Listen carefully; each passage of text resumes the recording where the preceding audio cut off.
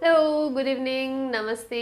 कैसे हो आप सब लोग? और अभी एग्ज़ाम्स पास में आ रहे हैं आप लोगों के भी। आई गेस आपकी मार्च में तो जो बोर्ड एग्ज़ाम्स है वो है 11th क्लास की भी मार्च एंड तक या मार्च स्टार्टिंग में शायद एग्ज़ाम स्टार्ट हो जाएंगे। तो सबसे पहली चीज़ मुझे पूछते भी रहते हैं लोग काफ़ी कमेंट्स में कि सिलेबस कब तक कंप्लीट होगा। तो मैं अपनी वीडियोज़ में बताती रहती हूँ, तो आप पहले पूरे वीडियोज़ देखा करो कि हमारा सिलेबस दिसंबर एंड तक फिनिश हो जाएगा, ख़त्म हो जाएगा। हम लोग उससे पहले भी कर सकते थे, लेकिन मेरे भी कुछ थोड़े एक्स्ट्रा काम रहते, तो इसकी वजह से हम लोग दिसंबर तक करेंगे, अच्छे से करेंगे। उसके बाद हम लोग कंप्लीट न्यूमेरिकल सेशन और वन शॉट वाले जो वीडियोज़ है ना वो लेके आएंगे। तो डोंट वरी, सिलेबस टाइम पे कंप्लीट हो जाएगा, उसकी कोई प्रॉब्लम नहीं है। बस आप लोग वीडियोस देखो और चैनल को सब्सक्राइब करो, ताकि मेरा भी मोटिवेशन बना रहे, मुझे ज़्यादा मोटिवेशन रहेगी नहीं यार मुझे वीडियोस बनाने, क्योंकि कुछ लोग हैं जो मेरा वीडियोस देखते हैं, उनसे कुछ उनको सीखने को मिलता है, तो वो मेरा मोटिवेशन है। तो अगर आप लोग कंटिन्यू देखो, अच्छे से देखो, कंप्लीट वीडियो देखो, जो मैं हमेशा बोलती हूँ पूरा वीडियो देखो। स्टार्टिंग के 2-3 मिनट को देख के वीडियो को जज मत करो कि नहीं समझ में होता है ऐसा, इसलिए मैं बोल रही हूँ ये कंप्लीट वीडियो देखो। चलो ठीक है, ये तो सब एक्स्ट्रा बातें हो गई। हम लोग हमारा चैप्टर कर रहे थे थर्मोडायनेमिक्स वाला। 2 वीडियोज़ मैं ऑलरेडी अपलोड कर चुकी हूँ। आज हम लोग इसका फाइनल पार्ट अपलोड कर रहे हैं, विच इज़ कार्नोट इंजन और जो भी हीट इंजन्स होते हैं उनके बारे में बात करेंगे। हाँ, इसके अंदर जो न्यूमेरिकल जो ग्राफ्स वाला पार्ट है वो कम्प्लीटली मैंने रखा, अभी तक मैंने नहीं करवाया। अगर मैं बात करूँ सीबीएसई की सिलेबस में जो सिर्फ एग्ज़ाम के लिए पढ़ रहे हैं, 11th क्लास के एग्ज़ाम के लिए, तो वहाँ पे वो कोई काम का नहीं, वहाँ पे आपको ग्राफ नहीं है आपके सिलेबस के अंदर। लेकिन जो नीट जेई के लिए पढ़ रहे हैं उसमें है, काफ़ी इंपॉर्टेंट टॉपिक भी है। तो इसलिए मैंने सोचा है कि मैं उस पर एक अलग से वीडियो लेके आऊँगी। तो इसलिए पहले मैं चैप्टर कंप्लीट कर रही हूँ, उसके बाद में मे बी नेक्स्ट वाला या फिर मैं करवा दूंगी, मतलब जब भी करवाती हूँ उसमें अलग से एक वीडियो बनाऊंगी जो सिर्फ ग्राफ्स को लेके होगा, और ग्राफ्स के ऊपर जितने भी न्यूमेरिकल प्रीवियस ईयर के एग्जाम में आ चुके हैं ना उसके ऊपर रहेगा। तो डोंट वरी, ऐसा मत सोचना कि यार वो टॉपिक रह गया, वो मैं करवाऊंगी, लेकिन आराम से कराऊंगी। तो अभी हम लोग बात करते हैं हमारा जो टॉपिक है आज का। तो हमारा आज का टॉपिक है, सबसे पहले तो मैं बात करूँ साइक्लिक प्रोसेस की। साइक्लिक प्रोसेस, वैसे तो मैं इस बारे में जब मैंने चैप्टर स्टार्ट करा था, इंट्रोडक्शन दिया था ना, उसी टाइम मैंने इसके बारे में अच्छे से बता दिया था सब, लेकिन फिर भी हम लोग एक छोटा सा इसका इंट्रो ले लेते हैं वापस। तो मैंने साइक्लिक प्रोसेस, सबसे पहले तो आपको पता है साइक्लिक प्रोसेस क्या होती है।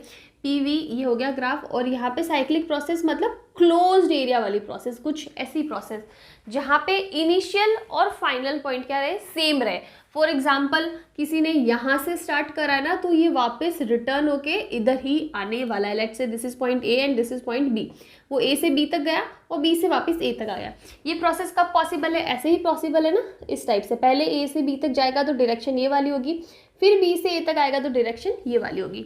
ये तो सिंपल क्लोज्ड एरिया, जहाँ क्लोज लूप की बात करें, क्लोज लूप हो, चाहे वो सर्कुलर हो, चाहे वो रेक्टेंगुलर हो, चाहे वो स्क्वायर हो, कैसा भी लूप हो, लेकिन वो क्लोज होना चाहिए, मतलब इनिशियल और फाइनल पोजीशन सेम होनी चाहिए। वो होता है हमारा साइक्लिक प्रोसेस।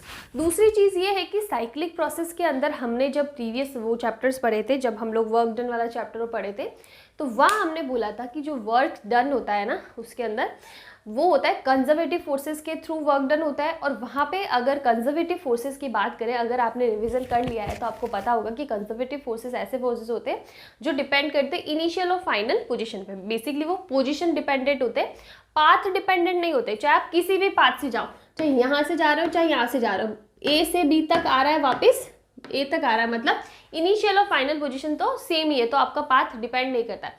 ऐसे फोर्सेस होते थे कंजर्वेटिव फोर्सेस। और उन फोर्सेस के अंदर अगर कोई पाथ इनिशियल और फाइनल पॉइंट पे डिपेंड कर रहा है जो कि सेम है क्लोज लूप के लिए, तो वहाँ पे तो वर्क डन क्या होना था, 0 होना था, ऑब्वियस सी बात है।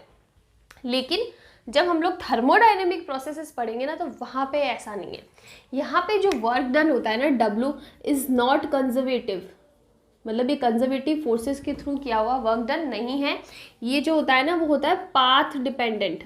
पाथ डिपेंडेंट मतलब ये डिपेंड करता है कि आप कौन से पाथ से जा रहे हो। इनिशियल और फाइनल पोजीशन से इसको मतलब नहीं है। पाथ देखिएगा कि हाँ मैं कौन से रास्ते से जा रहा हूँ, मैं डायगोनली जा रहा हूँ, मैं स्ट्रेट जा रहा हूँ, मैं कर्वी जा रहा हूँ, जैसे भी जा रहा हूँ, तो बेसिकली पाथ में डिपेंड करता है। तो उस वाले केसेस में जो हमारा वर्क डन होगा ना साइक्लिक प्रोसेस के लिए, इज नॉट इक्वल्स टू 0। अगर हम लोग बात करें थर्मोडायनेमिक प्रोसेस की, और हम लोग थर्मोडायनेमिक वाला चैप्टर ही पढ़ रहे हैं, तो ऑब्वियसली बात है यहाँ पे साइक्लिक प्रोसेस के लिए वर्क डन 0 नहीं होगा। सबसे पहली चीज़ तो हो गई ये। दूसरी चीज़ जो भी मैं ऑलरेडी बता चुकी हूँ कि वर्क डन जीरो नहीं होता है, लेकिन जो चेंज इन इंटरनल एनर्जी होती है, या फिर हम लोग बोल जो इंटरनल एनर्जी होती है ना, इंटरनल एनर्जी नहीं, इंटरनल एनर्जी जो होती है ना, वो क्या होती है, वो होती है ये पोजीशन डिपेंडेंट। पोजीशन डिपेंडेंट का मतलब है ये इनिशियल और फाइनल पॉइंट पे ही डिपेंड करती है। तो उस केस में हमारा चेंज इन इंटरनल एनर्जी क्या होगा, जीरो होगा। For what, for cyclic process. तो दो इंपॉर्टेंट पॉइंट्स यहाँ पे आ जाते हैं कि अगर मैं साइक्लिक प्रोसेस की बात कर रही हूँ इन थर्मोडायनेमिक चैप्टर या इन थर्मोडायनेमिक प्रोसेस, तो वहाँ पे वर्क डन जीरो नहीं होगा, change in internal energy zero होगा, because work done is a path dependent process in thermodynamics and change in internal energy, और internal energy is a position function. ये चीज़ clear हो गई। तो इस पूरी की पूरी रामायण से हमें ये चीज़ तो पता पड़ गई कि अगर ऐसी क्लोज्ड प्रोसेस साइक्लिक प्रोसेस है ना, तो वहाँ वर्क डन तो जीरो नहीं मिलेगा। अब इसमें देखो ये जो डायरेक्शन है ना, वो भी एक बता रहे हैं। यहाँ पे पीवी है। अब देखो यहाँ पे इसके मैंने आपको ऑलरेडी ये चीज़ बता चुकी हूँ कि पीवी ग्राफ में कोई भी जो ग्राफ होगा ना, उसके अंडर जो एरिया होगा ना, वो वर्क डन को रिप्रेजेंट करता है। तो आप देखो कि इसके अंदर का एरिया ज़्यादा है और ये नीचे वाले का एरिया कम है, तो मतलब ऊपर वाली प्रोसेस में वर्क डन ज़्यादा हो रहा है, नीचे वाली प्रोसेस में कम हो रहा है। या फिर इसको हम लोग ऐसे बोलेंगे, जो कि एक्चुअल एग्जैक्ट वे बोलने का, कि ऊपर वाली प्रोसेस में जो वर्क डन है ना, दैट इज पॉजिटिव, और यहाँ पे वर्क डन है नेगेटिव। वाई? बिकॉज ये क्लॉकवाइज डायरेक्शन होगी और ये एंटी क्लॉकवाइज डायरेक्शन होगी। ठीक है, एंटी क्लॉकवाइज। और डायरेक्शन आप देख सकते हो। हम लोग यहाँ पे जाते हैं, हम लोग इसको पॉजिटिव वर्क डन बोल रहे हैं ना, और हमने बोला है कि वर्क डन जब पॉजिटिव होगा ना, तो इसका मतलब हम हायर टेम्परेचर से कहाँ जा रहे हैं, लोअर टेम्परेचर। तो इसका मतलब यहाँ पे लेट्स से टेम्परेचर T1 है, T2 है ना, तो यहाँ पे T1 is greater than T2 है, या हायर टेम्परेचर है, लोअर टेम्परेचर है, यहाँ से आ जा रहे हैं, वर्क डन पॉजिटिव है। यहाँ पे हम लोग क्या करें, T2 से T1 जा रहे हैं, इसका मतलब हम लोग लोअर टेम्परेचर से हायर टेम्परेचर की साइड जा रहे हैं, इसका मतलब वर्क डन नेगेटिव है, एंटी क्लॉकवाइज डायरेक्शन रहेगी। ये तो हो गई हमारी कुछ बेसिक टर्म्स।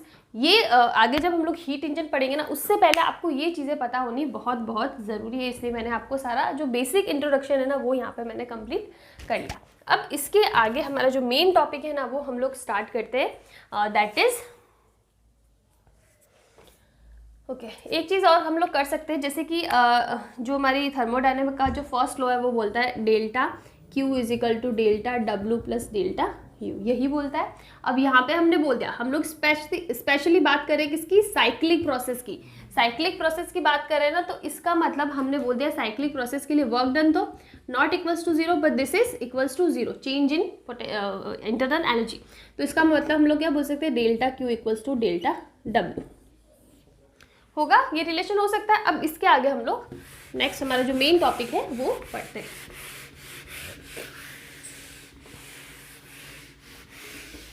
कहीं कुछ प्रॉब्लम आती है ना, आप मुझे बताओ कि यहाँ पे नहीं समझ में आ रहा। और ऐसा भी है ना, देखो इस चीज़ के लिए आप लोग फ्री हो कि अगर कोई ऐसा टॉपिक आपको लगता है, अभी तक मैं जितने भी चैप्टर्स पढ़ा सकती हूँ, सिर्फ 11th क्लास की मैं बात कर रही हूँ, 12th क्लास अभी मैंने नहीं पढ़ाई है, तो मैं वो बीच में स्टार्ट नहीं करना चाहती। मैं सिर्फ 11th क्लास की बात कर रही हूँ कि जितने मैंने टॉपिक पढ़ा है, अगर उसके अंदर आपको कोई ऐसा लगता है कि ये टॉपिक बहुत डिफिकल्ट है, सब जगह से पढ़ लिया, नहीं समझ में आ रहा है, तो आप मुझे वो भी कमेंट करके बोल सकते हो कि ये टॉपिक हमें 11th क्लास में आपने पढ़ाया, सब जगह से देख लिया, स्कूल में पढ़ा दिया, लेकिन फिर भी बहुत डिफिकल्ट लग रहा है, या इस पर्टिकुलर पॉइंट पे मुझे बहुत प्रॉब्लम आ रही है, तो आप मुझे कमेंट करना। मैं डेफिनेटली जब मेरा सिलेबस कंप्लीट हो जाएगा ना, तो मैं अलग से वो वीडियोज़ भी लेके आऊँगी जहाँ पे स्टूडेंट्स को या जो भी 11th क्लास में ना, उनको प्रॉब्लम ज़्यादा रहती है। ठीक है, चलो तो अभी हमारा जो मेन टॉपिक है वो है हीट इंजन। आपको इस नाम से कोई टॉपिक मिलेगा नहीं बुक्स में, बुक्स पे डायरेक्टली आ जाता है कार्नोट इंजन है, लेकिन हम लोग कार्नोट इंजन और हीट इंजन में क्या डिफरेंस है वो बाद में बात करेंगे।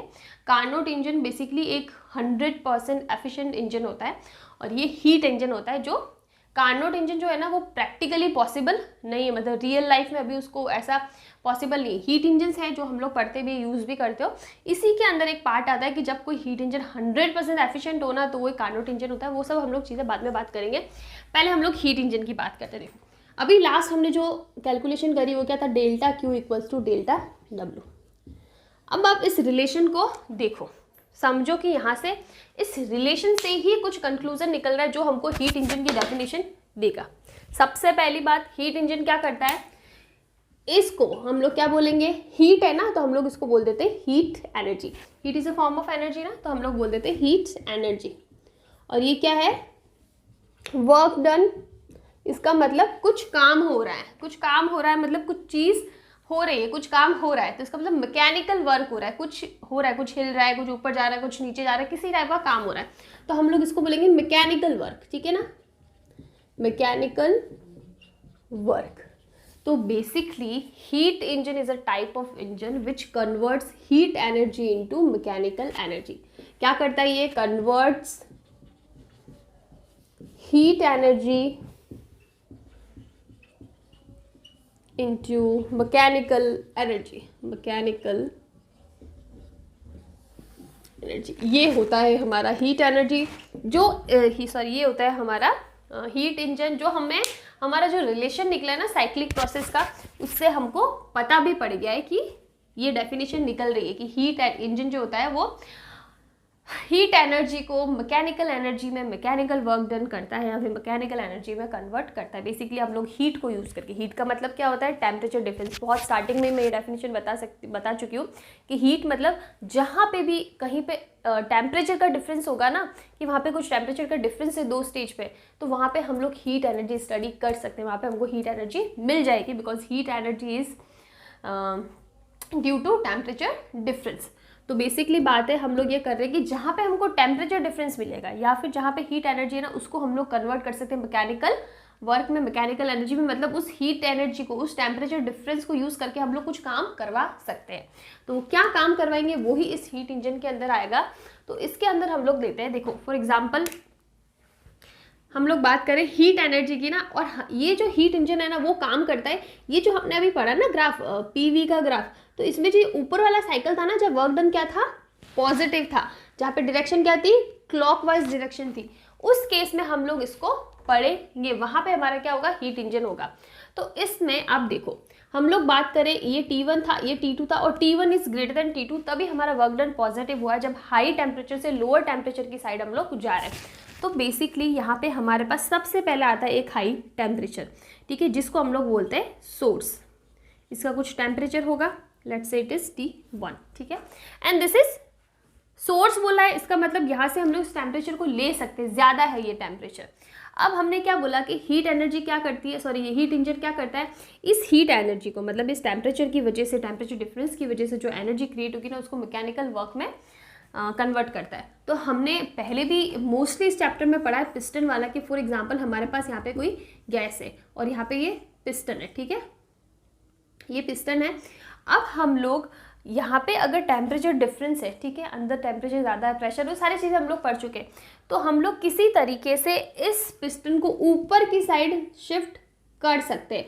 अगर अंदर से कुछ क्या हो रहा है, वर्क डन लग रहा है, अंदर से कुछ प्रेशर की वजह से आए, चाहे वो प्रेशर डिफरेंस की वजह से कैसे आए, हम लोग यहाँ पे टेम्परेचर की बात करें तो हम उसी को लेके चल रहे हैं। तो हम लोग ये बोल रहे हैं कि हम लोग यहाँ पे जो काम करवा रहे हैं ना, वो इस टाइप के किसी सिस्टम पे काम करवा रहे हैं, जहाँ पे गैस को हम लोग पिस्टन को ऊपर या नीचे की साइड स्लाइड करना चाहते हैं, किसके थ्रू, हीट एनर्जी के थ्रू, ठीक है। तो हमने ले लिया कि हमारे पास यहाँ पे क्या है, कोई सिस्टम है, सिस्टम ले लो, या फिर आप ये जो गैस वाला एग्जांपल है ना, ये ले लो, गैस सिस्टम, ठीक है। अब ये क्या किया, ये टेम्परेचर गया यहाँ पे, इसका मतलब इस टेम्परेचर की वजह से कुछ एनर्जी, जिसको हमने बोल दिया Q1, वो हमने इस सिस्टम को दी। तो अब क्या होगा, ये सिस्टम दो टाइप काम करेगा। क्या करेगा, सबसे पहले तो वर्क डन करेगा, जो भी इसको वर्क करना है ना वो करेगा। तो कुछ इसने कर लिया वर्क डन W, ठीक है, इसका मतलब इस पिस्टन को इसने क्या कर लिया, शिफ्ट कर लिया, ठीक है। तो ये चीज़ हो गई। और दूसरा क्या करेगा, कुछ एनर्जी कर लेगा रिलीज, जितना काम करना था कर दिया, बाकी जो बची वो रिलीज कर देगा, यही होगा। तो कुछ एनर्जी इसने क्या कर दी, रिलीज कर दी, let's say it is Q2, और ये लोअर टेम्परेचर पे होगी, तो इसलिए हमने इसको बोल दिया सिंक। एक होता है सोर्स, जहाँ से प्रोडक्शन होता है, जहाँ पे ज़्यादा टेम्परेचर होगा, अगर हम लोग थर्मोडायनेमिक सिस्टम की बात करें, इसलिए मैं टेम्परेचर के पर्सपेक्टिव से बात कर रही हूँ। तो यहाँ पे टेम्परेचर ज़्यादा होगा और यहाँ पे टेम्परेचर कम होगा, तो इसको हमने बोल दिया सोर्स, और this is at temperature T2। अब हम लोग इस पूरे सिस्टम को स्टडी करते हैं, थोड़ा सा कन्फ्यूजन है अगर आपको तो वो क्लियर हो जाएगा कि हमारा पास है हीट इंजन, हमारे पास है हीट इंजन। हीट इंजन क्या करता है, हीट एनर्जी को मैकेनिकल एनर्जी में चेंज करता है। इसका मतलब टेम्परेचर डिफरेंस को यूज़ करके, हीट को यूज़ करके हम लोग कुछ काम करवा रहे हैं। तो वही हमने लिया, एक हायर टेम्परेचर पे एक ले लिया हमने सोर्स T1, और ये गैस ले ली जिसके ऊपर हमको काम करवाना है। तो हमने इसको इस सिस्टम से यहाँ पे कुछ एनर्जी गई Q1, ये क्या करेगा, इस एनर्जी को यूज़ करके कुछ तो करेगा काम। वो काम के लिए W पिस्टन को मूव करना है, या कोई और टाइप का सिस्टम है तो उसके हम लोग वो भी हो सकता है। और बाकी जो बची हुई एनर्जी वो क्या कर देगा, रिलीज कर देगा। ठीक है, तो उसका टेम्परेचर कम हो जाएगा ना, कुछ टेम्परेचर की वजह से ही हीट एनर्जी मिली हमें, तो वो तो यहाँ पे यूज़ हो गई, तो पीछे बचा हुआ टेम्परेचर तो कम ही रहने वाला है। तो इस पूरी की पूरी प्रोसेस को अगर मैं एक इक्वेशन में लिखूँ ना, तो वो क्या हो जाएगा, हमने दी एनर्जी Q1, वो कहाँ कहाँ यूज़ हुई, एक तो यूज़ हुई वर्क डन में W, और दूसरी जो रिलीज हुई वो हो गई Q2। तो हमारे पास इक्वेशन आ गई Q1 equals to W plus Q2। ये इक्वेशन काफ़ी इंपॉर्टेंट है, डायरेक्टली इस इक्वेशन के ऊपर भी क्वेश्चन बन सकते हैं। अब हम लोग इसके आगे निकालते चलो, हमको पता पड़ गया सिस्टम कैसे काम कर रहा है, वो हमें पता पड़ गया। अब हमें निकालना है कि सिस्टम कितना ज़्यादा एफिशिएंट है, कितना अच्छे से वो काम कर रहा है, उसको हम लोग मेज़र कैसे करेंगे।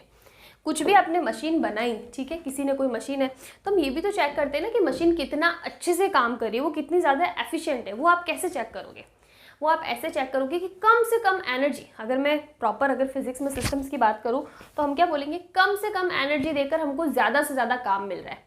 रियल लाइफ में बोलो तो किसी को हम लोग कम से कम रुपए देके हमको काम बहुत ज़्यादा मिल रहा है। दो इंसान है, दो लोग हैं, ठीक है, एक को मैंने दिया 100 रुपीज़, दूसरे को भी दिया 100 रुपीज़, लेकिन जो पहला वाला है ना वो 100 रुपीज़ में पूरे घर का काम कर रहा है, टेरेस साफ़ कर दिया, किचन साफ़ कर दिया, वॉशरूम साफ़ कर दिए, सारे रूम साफ़ कर दिए, और दूसरा जो है वो 100 रुपये में सिर्फ एक रूम साफ़ कर रहा है। ठीक है, तो इसका मतलब आपको ज़्यादा एफिशिएंट कौन सा लगा, फर्स्ट वाला आदमी लगा ना, पैसे उतने ही दिए लेकिन काम हमें क्या मिला, ज़्यादा मिला।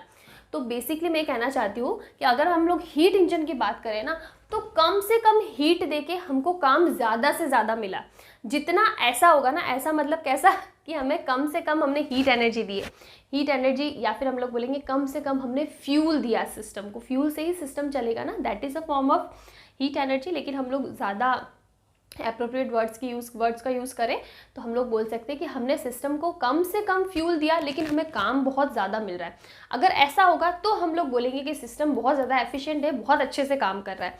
तो उसको मेज़र करने के लिए हमारे पास एक स्केल होता है या एक पैरामीटर होता है, दैट इज़ नीटा, जिसको हम लोग बोलते हैं efficiency of heat engine. Efficiency का सिंबल है जिसको हम लोग रिप्रेजेंट करते हैं नीटा से।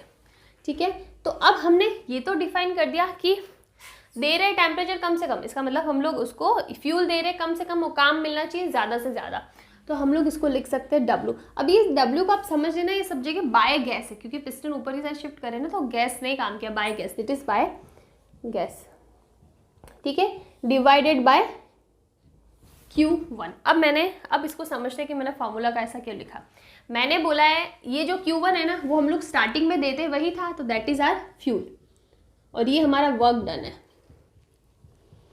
तो अगर फ्यूल कम से कम हो और ये ज़्यादा से ज़्यादा हो तो इसकी वैल्यू भी तो उतनी ज़्यादा होगी ना। जब नीचे वाली टर्म ज़्यादा कम होगी तो नीटा की वैल्यू उतनी ही ज़्यादा होगी।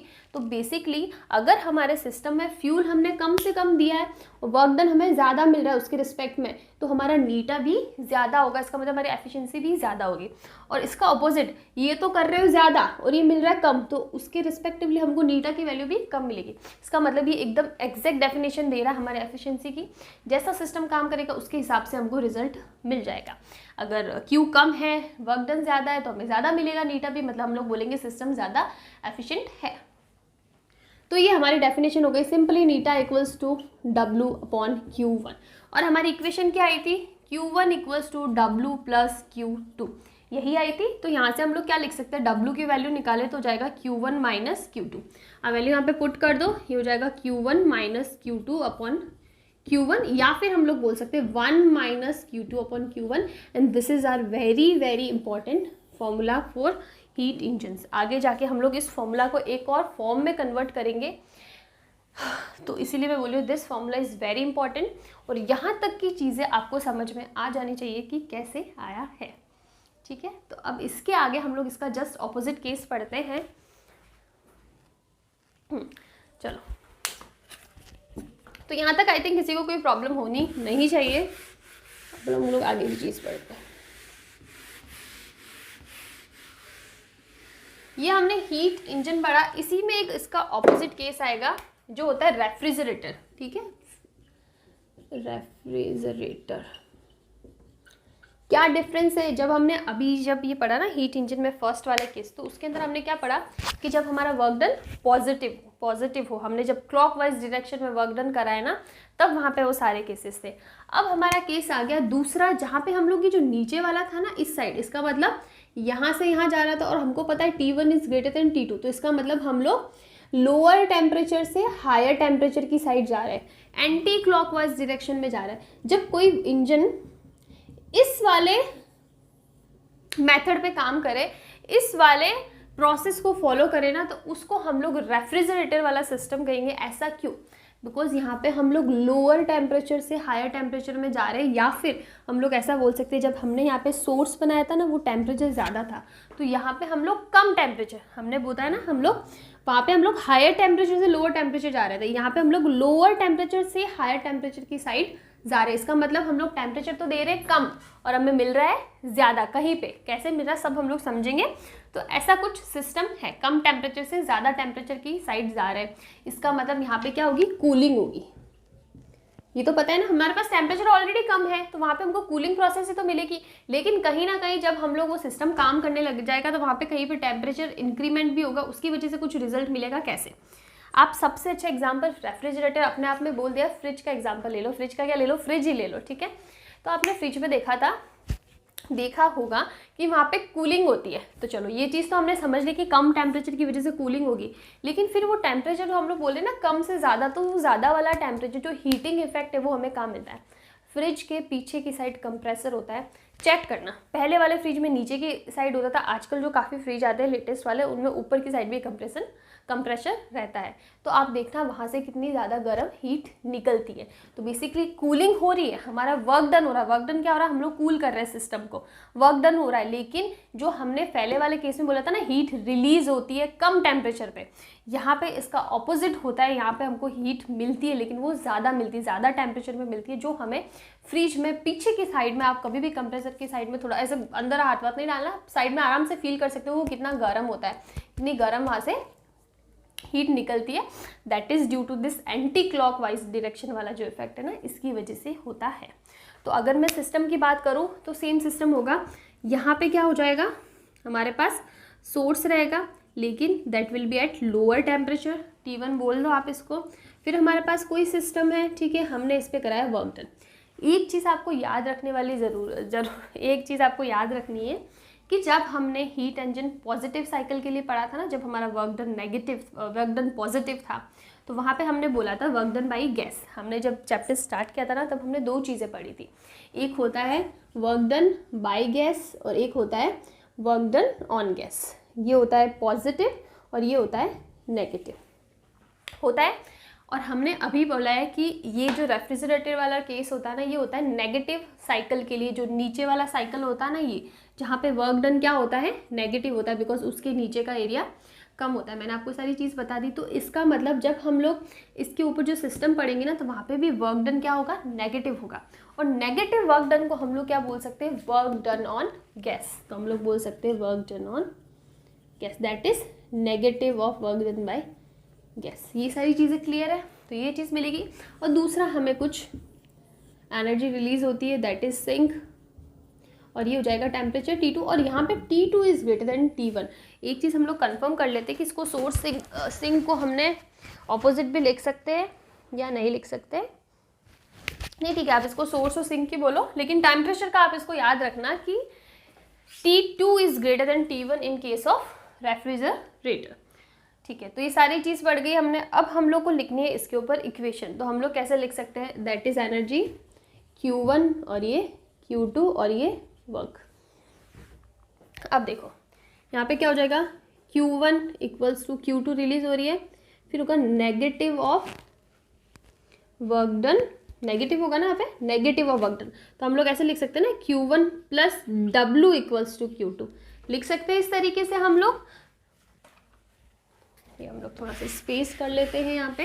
तो देखो ये इक्वेशन हमारे पास आ जाएगी और यहाँ पे हमारे पास W की वैल्यू क्या आ जाएगी, Q1 माइनस Q2, नहीं सॉरी Q2 माइनस Q1 हो जाएगा। ये सारी चीज़ क्लियर है, बिकॉज हम लोग यहाँ पे वर्क डन क्या होता है, नेगेटिव होता है, तो हम लोग इसको ऐसे कर सकते हैं। ये सारी चीज़ हो गई। अब देखो जिस टाइप से हमने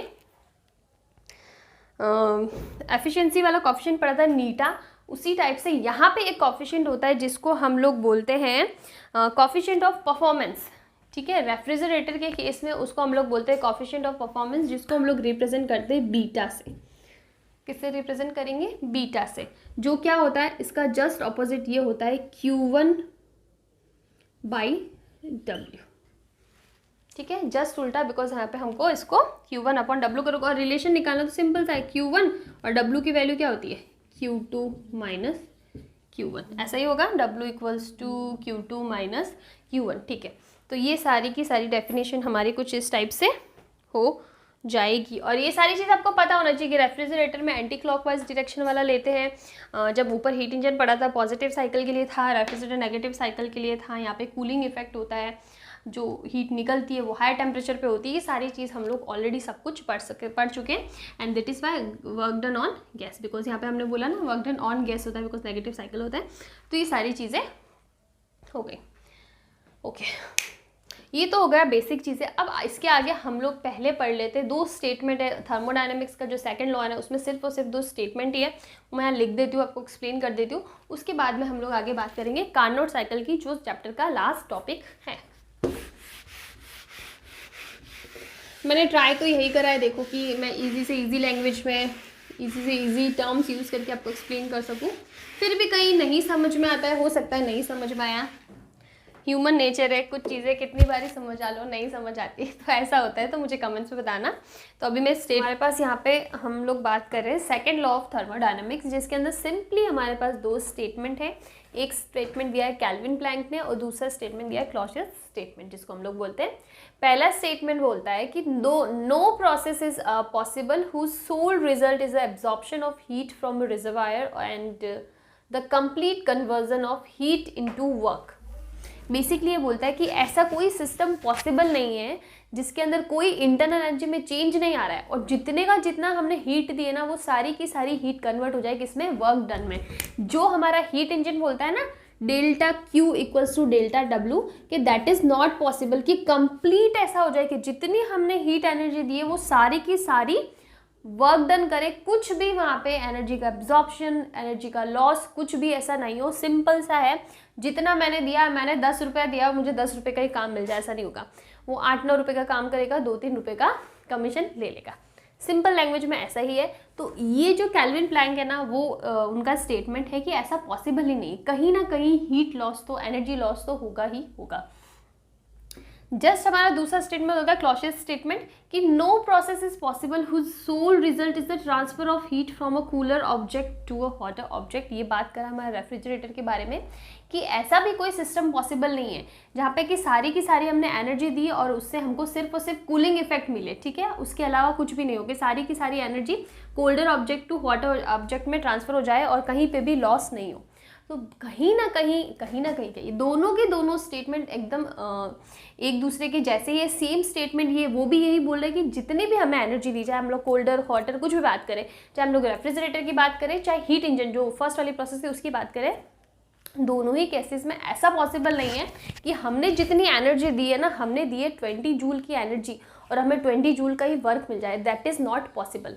complete transformation of heat into work is not possible. कहीं ना कहीं हीट लॉस, एनर्जी लॉस तो रहेगा ही। तो वो सेकेंड लॉ ऑफ थर्मोडायनेमिक्स में हमें दोनों के दोनों स्टेटमेंट मिलते हैं which is exactly the same. मतलब इनका जो रिजल्ट होता है ना, जो कंक्लूजन है वो सेम है, स्टेटमेंट अलग अलग है बट कंक्लूजन इज सेम, कि ऐसा सिस्टम नहीं पॉसिबल है जहाँ पे ये इक्वेशन 100% वैलिड हो। तो ये हमारा सेकेंड लॉ ऑफ थर्मोडायनेमिक्स का स्टेटमेंट है। इसके बाद इससे ज़्यादा इसमें कुछ है नहीं। इसके बाद में हम लोग पढ़ेंगे, क्या पढ़ेंगे, हम लोग पढ़ने वाले हैं कार्नोट इंजन।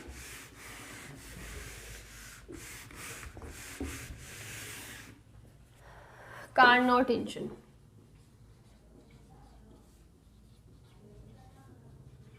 क्या होता है? Carnot engine it is a theoretical engine. Practically अभी तक कार्नोट इंजन पॉसिबल ही नहीं, इट्स अ थ्योरी ऐसा बोलती है। थ्योरेटिकल एक इंजन है जो बोलता है कि नहीं, जितना भी हमने दिया है ना हीट, वो सारी की सारी वर्क डन में चेंज हो जाएगी। इसका मतलब क्या है कि Q इक्वल्स टू W, जितनी हमने हीट दी उतना वर्क में चेंज होगी। और हमारी एफिशिएंसी क्या बोलती है? 1 माइनस W अपॉन Q बोल, यही होता है हमारा। तो इसका मतलब क्या हुआ कि W और Q बराबर है तो इसकी वैल्यू 1 हो गई। अगर आपको ऐसा लेना तो ऐसा लो 1 माइनस Q2/Q1, और हमने बोला है कि हमारे यहाँ पे कुछ एनर्जी रिलीज होगी नहीं, इसका मतलब Q2 की वैल्यू क्या हो जाए, 0 हो जाएगी। तो रिलीज एनर्जी थी ना, ये है ही नहीं, तो इसका मतलब यहाँ पे भी नीटा की वैल्यू क्या आ जाए 1।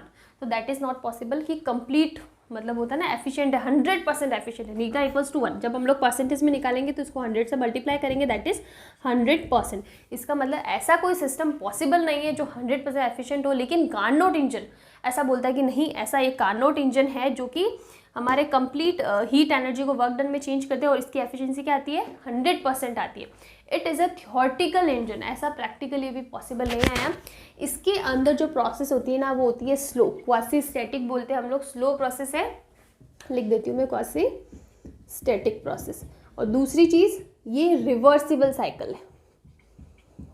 रिवर्सिबल साइकिल का मतलब है जिस टाइप से हमने हीट एनर्जी को वर्क में चेंज कर दिया ना, हम लोग इसको रिवर्स भी कर सकते हैं कि इस पूरे के पूरे वर्क डन को फिर से हीट एनर्जी में चेंज कर ले, ऐसा ये बोलता है। But practically it's not possible to reversify this process. लेकिन कार्नोट इंजन जो एक थियोरटिकल इंजन है, वो ऐसा बोलता है कि नहीं, एफिशिएंसी भी 100% है और कंप्लीटली रिवर्सिबल प्रोसेस भी है। ये इसकी कैरेक्टरिस्टिक्स है, थियोरटिकल है बट ये इसकी कैरेक्टरिस्टिक्स है, ठीक है। इसके अंदर जो इंपॉर्टेंट चीज़ आती है वो आती है Carnot graph, Carnot cycle, again P और V के बीच में। इसके अंदर 4 प्रोसेस होती है, पहले मैं बना देती हूँ।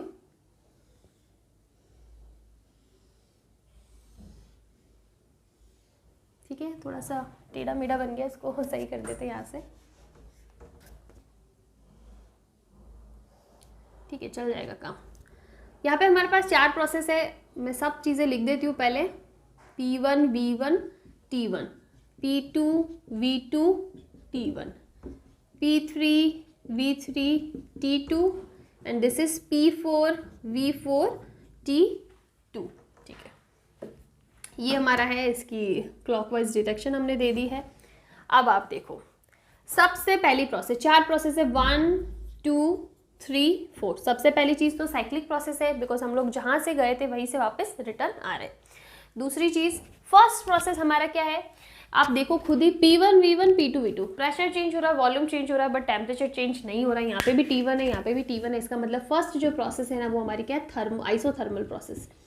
आइसोथर्मल प्रोसेस ऐसी प्रोसेस जिसके अंदर टेम्परेचर क्या रहता है, कांस्टेंट रहता है, टेम्परेचर रहता है कांस्टेंट, तो वो हमारी प्रोसेस है आइसोथर्मल प्रोसेस। सेकंड की बात करो, P2 भी चेंज हो रहा है, V भी चेंज हो रहा है, टेम्परेचर भी चेंज हो रहा है। क्या चीज़ कांस्टेंट रहेगी, यहाँ पे कांस्टेंट रहेगी, हीट कांस्टेंट रहेगी, चेंज इन हीट 0 होगा। तो दूसरी प्रोसेस हमारी हो जाती है adiabatic process. Adiabatic process. Again अगर मैं थर्ड की बात करूँ तो देखो यहाँ पे टेम्परेचर कांस्टेंट है, T2 है, इधर भी T2 है, यहाँ पे अब ले लो point A B C D, ठीक है।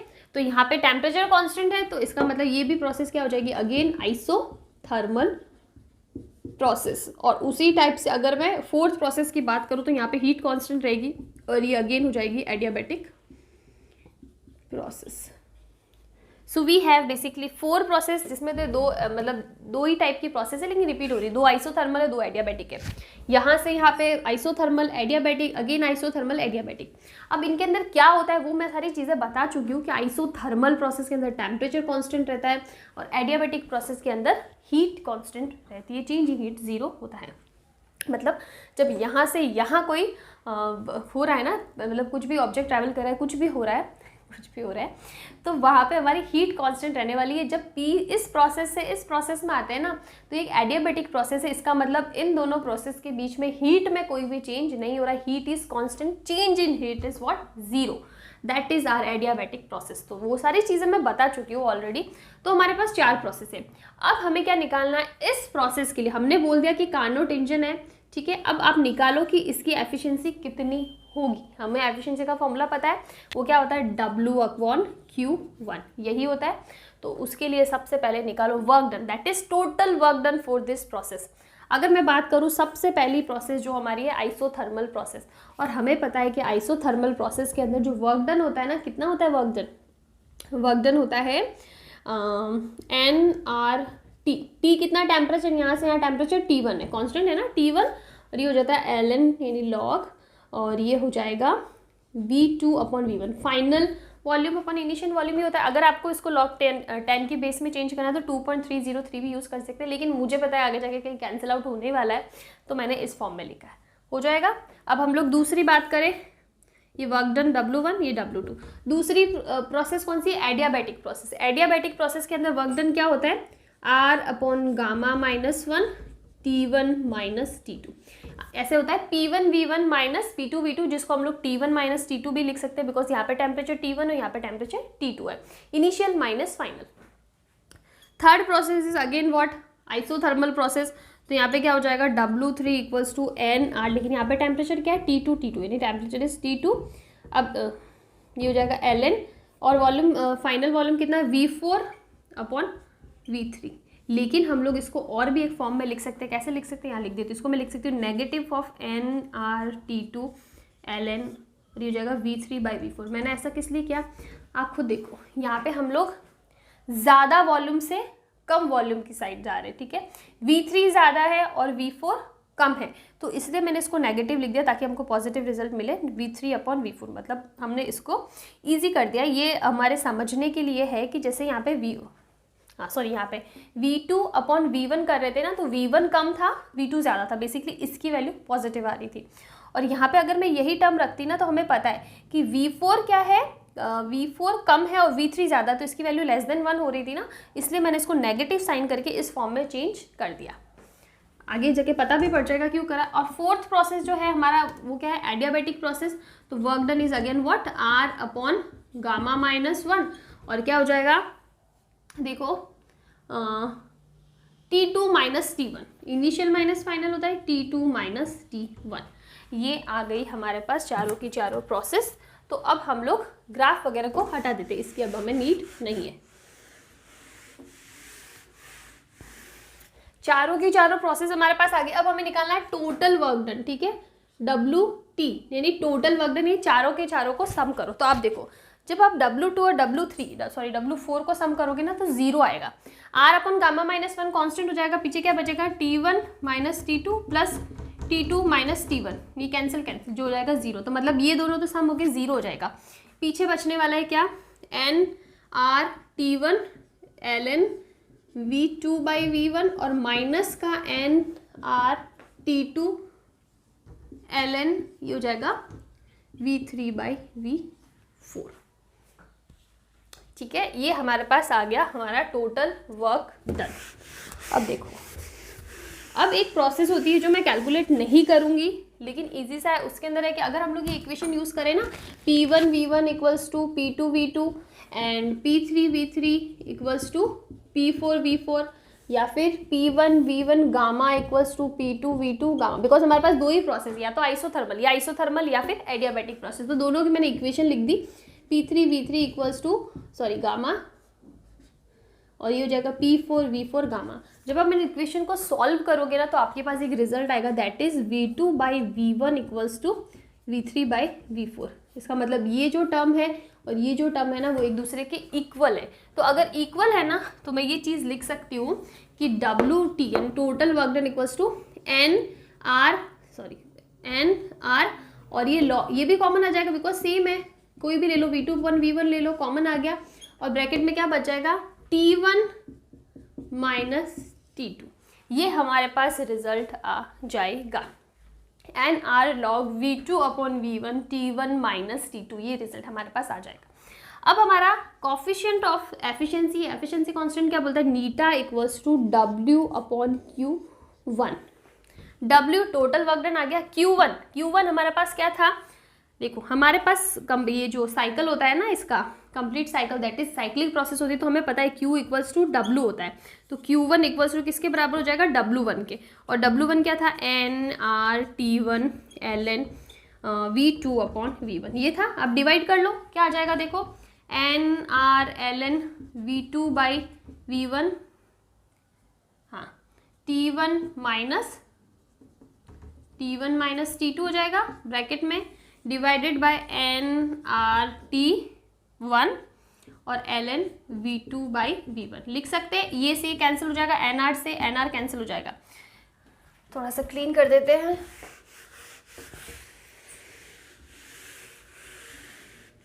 ठीक है, तो हमारे पास क्या बचेगा, एफिशिएंसी नीटा इक्वल्स टू ये हो जाएगा T1 minus T2 upon T1। ये रिजल्ट हमारे पास आ जाएगा। आई थिंक यहाँ तक आपको कोई प्रॉब्लम नहीं होनी चाहिए। 4 प्रोसेस थी, चारों प्रोसेस के लिए हमने इंडिविजुअली वर्क डन लगा दिया, फिर सम कर दिया। सम करने के बाद हमारे पास जो रिजल्ट आया, फिर हमें करना था eta equals to W upon Q1। Q1 किसके बराबर था, W1 के बराबर, तो हमने W अपॉन W1 निकाल दिया, ये रिजल्ट हमारे पास आ गया।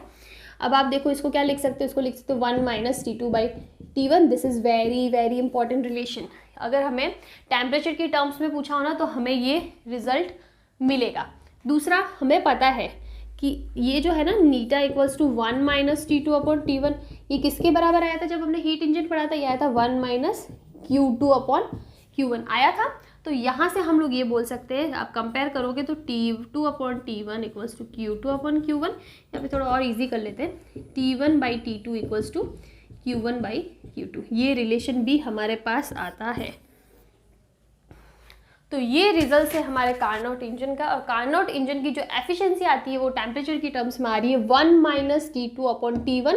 और हम लोग बोल रहे कि अगर हमारा कार्नोट इंजन 100% एफिशिएंट है तो इसका मतलब T2 अपॉन T1 की वैल्यू क्या होनी चाहिए, 0 होनी चाहिए। तो बेसिकली क्या हो सकता है, T2 इक्वल्स टू 0। इसका मतलब हम लोग जो सोर्स से टेम्परेचर तो दे रहे हो और जो सिंक है ना वहाँ पे टेम्परेचर 0 हो, ठीक है, वहाँ पे कोई एनर्जी रिलीज ही नहीं हो, तब जाके हमारे पास नीटा की वैल्यू क्या आ जाएगी, 1 आएगी। और हमारा कार्नोट इंजन यही बोलता है कि एफिशिएंसी 100% है। Theoretically it is 100%, practically it's not possible. वो अलग चीज़ें, मे बी इन फ्यूचर ऐसा कोई सिस्टम आ जाए, ऐसा कुछ इंजन एक्चुअल में बन जाएगी जहाँ पे एफिशिएंसी 100% हो, लेकिन अभी तक ऐसा कुछ नहीं है। तो इसलिए हम लोग बोले इट्स अ थ्योरेटिकल इंजन। और इसकी फॉर्मूला क्या है, 1 माइनस T2 अपॉन T1 या फिर 1 माइनस Q2 अपॉन Q1। आपको क्वेश्चन में जिस फॉर्म में पूछा है ना वैसे आप कैलकुलेट कर सकते हो। और आपको कुछ इस फॉर्म में भी गिवन हो सकता है कि आपको 2 टेम्परेचर दे दिया, एक Q1 दे दिया, Q2 फाइंड करना है, या फिर कुछ विथिन टर्म सीधी चौथी टर्म हमें फाइंड करनी है। तो this is basically our Carnot engine. Okay, तो यहाँ पे हमारा कार्नोट इंजन वाला चैप्टर भी कंप्लीट होता है। इसमें न्यूमेरिकल टर्म्स ज़्यादा थी, वर्क डन निकालना था, लेकिन हमने सारी चीज़ें पढ़ चुके थे ऑलरेडी, तो सिर्फ फॉर्मूलाज पुट करें हमने और कुछ भी नहीं करा, ठीक है। तो यहाँ पे हमारा कार्नोट इंजन खत्म होता है, उसके साथ साथ में हमारा चैप्टर भी खत्म होता है। सिर्फ और सिर्फ ग्राफ्स वाला टॉपिक रहा है, वो मैं किसी अलग वीडियो में सिर्फ अलग से ग्राफ का और उसके ऊपर जो भी न्यूमेरिकल्स बनते हैं ना, जो न्यूमेरिकल स्पेशली प्रीवियस ईयर के पेपर में आ चुके हैं उन पे मैं क्वेश्चन कराऊंगी और उसका एक अलग से वीडियो डालूंगी। एक बार हम लोग सिलेबस कंप्लीट कर लेते हैं, उसके बाद में हमारे पास यही काम है, हमें न्यूमेरिकल सॉल्व करना, हमें वन शॉट करना है और हमें क्या कहते हैं ज़्यादा से ज़्यादा न्यूमेरिकल्स की प्रैक्टिस करनी है, ठीक है। तो यहाँ पे हम लोग हमारा चैप्टर खत्म करते हैं। इसके बाद जो नेक्स्ट चैप्टर है that is kinetic theory of gases.